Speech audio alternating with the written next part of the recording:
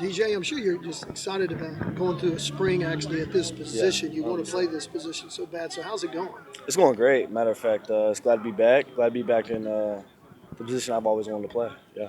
What went into that decision or the ask to move to the offensive side?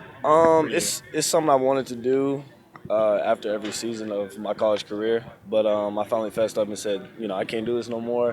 This is what I want to do. This has always been my dream. So, like me and Mike said, it's better late than never, for sure. So to do it in the middle of the season like that is just a sort of a breaking point for you. It was, and I hate that it ended up like that, but I feel like my performance is diminishing, every game. I mean, my heart's not in it. So I was like, you know what, give somebody else an opportunity to actually that they love the position to let them play.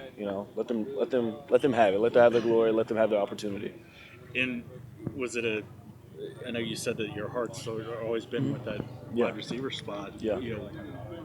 When did it start feeling more and more like it was heading in that direction?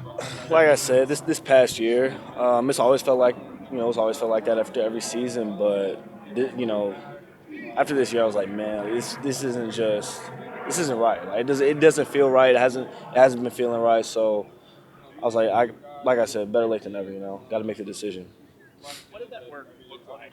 Just because you weren't getting on the field snaps on Saturdays, but what did that look like week to week after you'd made that switch? It's a lot of scout team work. It was my first time being on scout team, but it was great practice. I'm going against Brent Venables' defense. It was making me better as a receiver, and it was just getting me back in the groove. It was a lot of things that I was like, oh, okay, I kind of forgot about that. Oh, I forgot. I gotta get my steps back on certain routes. So it was good. I'm so glad that he allowed me to play on scout team to, get my feet back under myself. When did you start feeling like wide receiver self again? Oh man, I would say about week 2 because I started, they started letting me do 1-on-1s and 7-on-7. I was like, okay, I'm feeling back to my normal self for sure. What's the biggest adjustment when you have to make that jump? Because we've seen guys go from receiver to DB. We don't see many times DB to receiver. It's it has to be the playbook and just the different signals. That's the biggest thing because you always still have your ability. It's just, but also like I said, on certain routes, it's regaining your steps, figuring out your steps again, figuring out your stride length, and then it's just that playbook. Those signals, man, it's just totally different. Like I had for the longest, I was like, oh yeah, that's blah blah blah blah blah. It's like no, that's something different totally. So just the signals, that's the biggest thing. Were there any guys that you leaned on when you were trying to learn that? Drake Stoops. Drake Stoops, he's being my roommate and everything. He's helped me a lot through that. And I know Coach, LD, he's gone, but, he helped me a lot. And then, but yeah, Drake Stoops, him being my roommate helped out a lot. And he really, gave me a little kickstart. What's the adjustment been like to working with Emmett? Oh my God, he's a fantastic coach.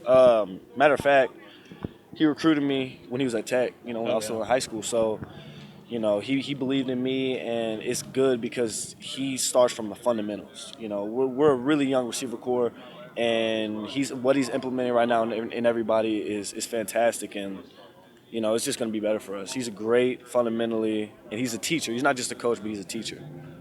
I feel like you're starting to develop that chemistry with Dylan a little bit out here. Yeah. It routes on there also. Yeah, the way he's zipping the ball, I'm getting used to the spin. Being a left-hand quarterback, I've never played with a left-hand quarterback, so just getting used to that spin even. So yeah, no, me and Dylan were connecting for sure. So is that a little bit of an adjustment? It is, yeah.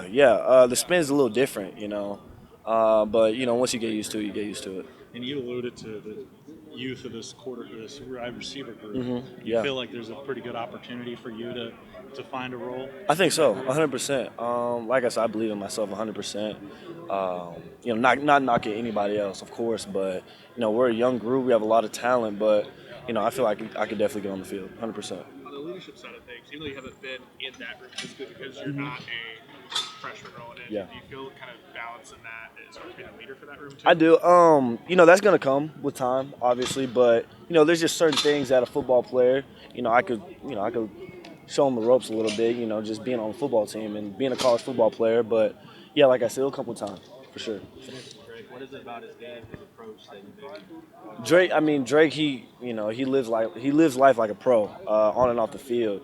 The way he recovers, the way he gets in his playbook, even his on-field performance. You know, the gems that he gives, the little nuggets that he always drops. You know, it's just who doesn't want to be around that guy for sure. Did you see what Emmett had to say about him last week? No, I didn't. What did he say? I think, what was it, like, if I was in a dark alley in Dallas, South Dallas, I wouldn't want anybody else by my side. I'm telling you, Drake. He'll ride with you for sure. And you know, making him my roommate, that's my dog, man. That's my dog. Yeah.